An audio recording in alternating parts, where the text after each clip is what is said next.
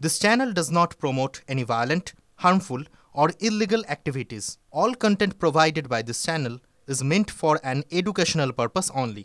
Top quality और consistent performance के लिए सिर्फ सिल्वर पंप नाम याद रखना।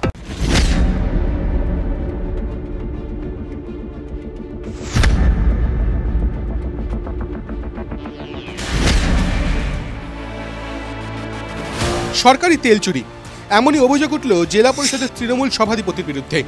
টেন্ডার দুর্নীতি থেকে শুরু করে সরকারি টাকা নয়ছয় করা সহ একাধিক অভিযোগ উঠেছে মুর্শিদাবাদের জেলা পরিষদের সভাধিপতি রুবিয়া সুলতানার বিরুদ্ধে।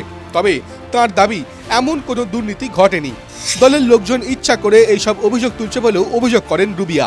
অভিযোগ, তৃণমূল পরিচালিত জেলা পরিষদের সভাধিপতি রুবিয়া যে গাড়িতে চাপেন তার জন্য প্রয়োজনের থেকে বেশি তেল তোলা হয়েছে, বেশি টাকা স্লিপ তিনি কেটেছেন বলে অভিযোগ। সভাধিপতি দুটি গাড়ি ব্যবহার করেন, জেলা পরিষদের টাকায় তাতে তেল ভরা হয়। একটি গাড়ির ক্ষেত্রে 3000 লিটারের থেকে বেশি তেল অপ্রয়োজনে নেওয়া হয়েছে, এমনই নথি সামনে এসেছে।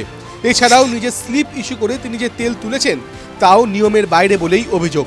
এর আগেও সরকারি টাকা খরচ করে 5 রেস্তোরাঁয় গিয়ে খাওয়ার অভিযোগ উঠেছিল এই রুবিয়ার বিরুদ্ধেই। অভিযোগ ওঠার পর সেই টাকা ফেরত দিতে হয়েছিল তাকে।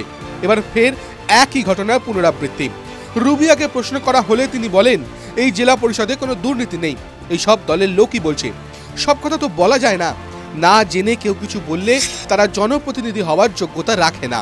এখন আপনারা 50 লাখ বা 60 লাখের কথা বলবেন তখন ভালো লাগবে। আপনাদের নাকি ওই 2 লাখ আর 3 লাখে আটকে থাকা।